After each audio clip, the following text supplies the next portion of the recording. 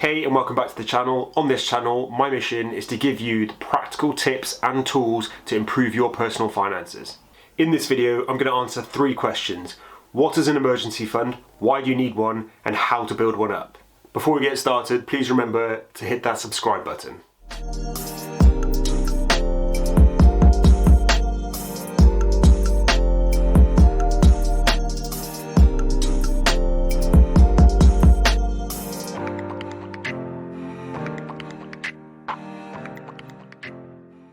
So when it comes to personal finance, there's some basic principles that you need to know and apply. Your everyday money management will be dictated by the underlying principles that you understand and apply to your finances. Before you even think about an emergency fund, you need to be in the mindset of living on less than you earn. This really is the most important principle in personal finance. The reason this is a mindset is quite simply down to the fact that you need to believe that having excess money is a good thing. You don't need to expand your spending to the size of your wallet. This is called lifestyle inflation and it's the silent killer of a lot of people's money. As you progress through your career and your life, generally your income's going to increase, but so does the cost of your car, your house, or your holidays.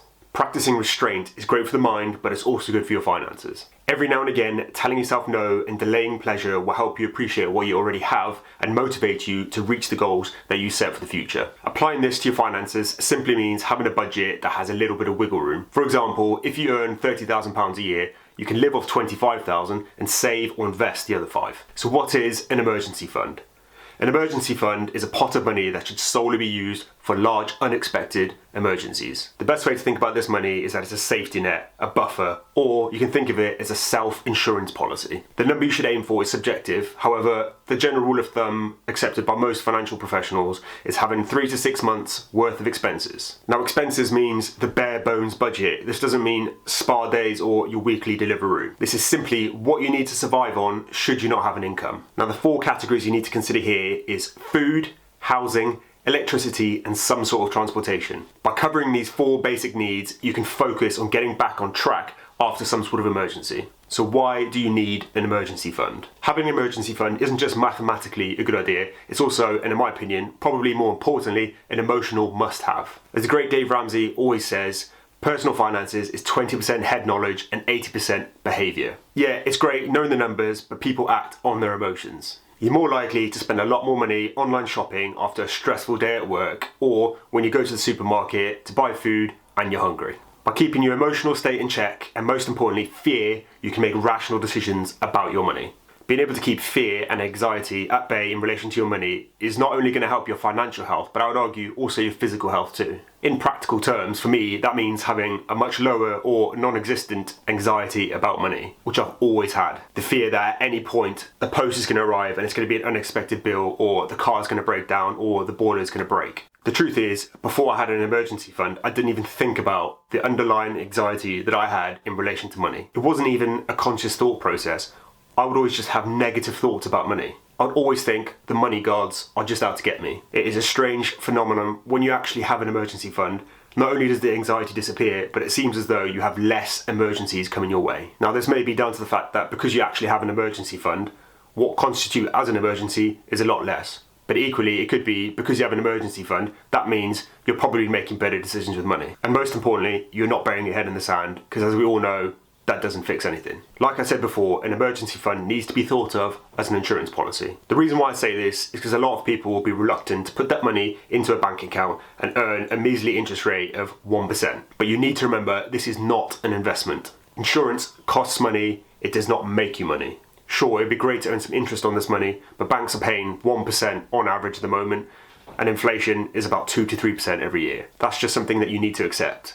But you need to remember that the benefits of having an emergency fund completely outweigh the slight loss in value due to inflation. The final reason for having an emergency fund, and I would say the most important, is to prevent you from going into debt. Let's take a look at an example where I live in 2 universes, one where I have an emergency fund and one where I don't. In universe 1, I've got no debt and I have a £4,000 emergency fund. In universe 2, I still have no debt, but I have £0 set aside for an emergency. Let's imagine for a second, in both universes, the same event plays out. I'm driving to work and smoke starts pouring out of my car. Not great. I get a quote from the car garage and it's going to cost me £800 to get back on the road. In Universe 1, although not ideal, I can dip into my emergency fund and get it fixed that day and go to work. In Universe 2, panic sets in. I don't want to borrow any money from friends and family, so I decide the best way to pay for this is on a high interest credit card. So I get the car fixed, £800 later, I'm back on the road.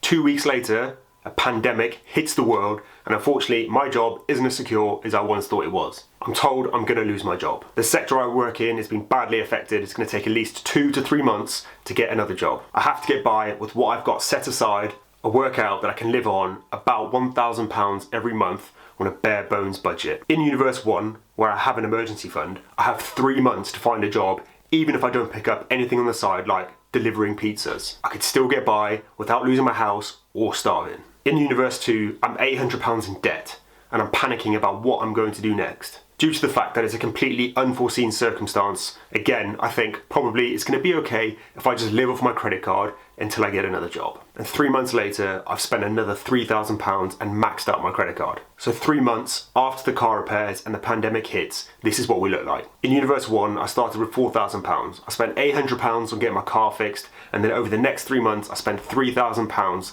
to live off, leaving me with £200 left over. In Universe 2, when I started with nothing, £800 later after the car, I'm minus £800. 3 months later, I'm minus £3,800 of high interest credit card debt that I need to pay back once I find a job. This example exposes the vulnerable position that we're all in if we don't have an emergency fund. In Universe 1, I still have £200 set aside just in case any other minor emergencies come my way. But most importantly, I've not accrued any debt whatsoever. Financially, I'm not in a worse off position. Once I then get a job, I'm going to build up this emergency fund again. The reason is because I've built up good habits and I'm fully aware of how important it is to have an emergency fund because it saves me. I'm in that good habit and I'm going to be motivated to earn that money back up. In Universe 2, not only am I jobless, but I've also found myself in nearly £4,000 of high interest debt. The minimum payments are going to be crippling and it's going to push me deeper and deeper into debt in the future. I'm forced to potentially take a job that I don't even like or want just to pay the minimum payments. The task of paying off that debt and trying to live is going to be enormous.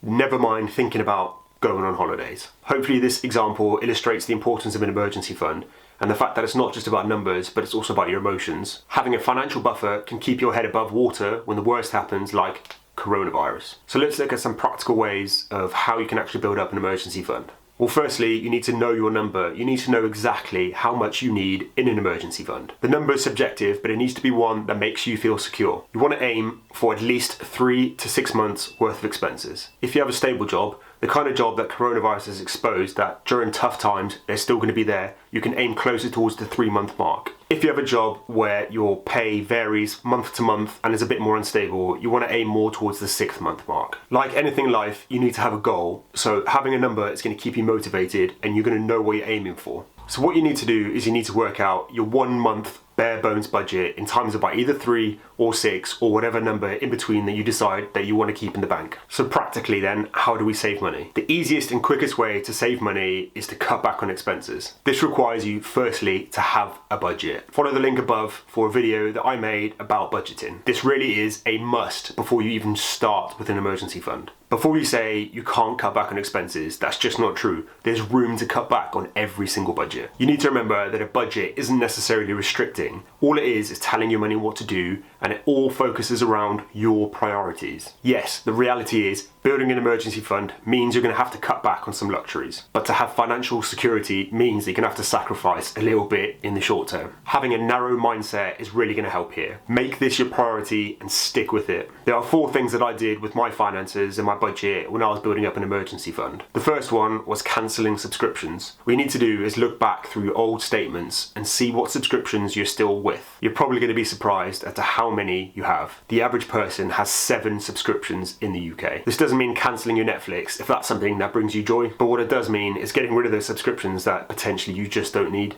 I sold items on the internet. Go through your house and your garage and find stuff that you don't need anymore. This can range from old mobile phones or even furniture. Or why not make stuff and sell it on eBay or Etsy? I find this one twofold. So not only do you get money for selling stuff, but you also clear out your house. So when I started selling stuff, I became more and more motivated to live a more minimalist lifestyle. Thirdly, I negotiated bills. This for me was something I never even considered before I started getting into personal finance. I did not realise you could call your providers for gas, electric, mobile phones and negotiate a lower price. Never let your bills automatically renew. You can always find a better deal somewhere else. And you don't have to wait to the end of your contract. With my mobile phone provider, I actually found a cheaper deal elsewhere. I gave them a call and told them I was going to leave, and then they just matched the other offer. And lastly, I did loads of overtime. If you work in a job where you can pick up overtime, take it. Do as much as you can. This is not just a financial benefit, but there's something psychologically amazing about picking up extra hours at work, knowing that this is all going to a good cause. It motivates you even more. The most important thing is however you get the money, whether it's these 4 ways or any other way that you can find to increase your income, you need to make sure that you put this money aside. You need to immediately take it out of your account and direct it towards your emergency fund. I can't stress this enough. You don't want to be tempted by having more money in your current account. Putting in all this extra work and then going on a spending spree is just going to be disastrous. A way that I found that helped me stick to this is by putting all this money into a spreadsheet. Not only does it help me track my money, but it motivates me to know where I'm currently at in relation to how much I'm saving for my emergency fund. Right, so where do we actually keep the emergency fund? So like I just alluded to, you do not want to keep this money in a current account. The temptation to spend it or for it just to get lost with your everyday money is going to be too much. Ideally, you want it in an easy access savings account. Access really is the most important thing here. You need to be able to access this money 24 hours a day, any day of the year, just in case. You cannot plan when emergencies are going to hit. The less you see it, the more chance of you not spending it. Remember, we're not worrying about the interest you're getting here. This is not an investment, this is an insurance policy. Keep it liquid. It needs to be available at all times. So I do things slightly differently. I actually bank with Starling Bank, and they have a function called Spaces, which is basically a separate bank account inside your bank account, so you don't actually see it. If you want to check out my review of Starling Bank, I'll put the link above. So now that you know what an emergency fund is and some ways to actually build one up, it's time for you to go out and set one up. Go and make it happen. If you've never had money set aside for emergencies, I promise you this is going to completely change your relationship with money. Let me know what your situation is like currently, whether you've had an emergency fund or where you're trying to build one up at the moment, in the comment sections below. So thanks for watching. Make sure you smash the like button and subscribe to this channel for more videos about personal finance.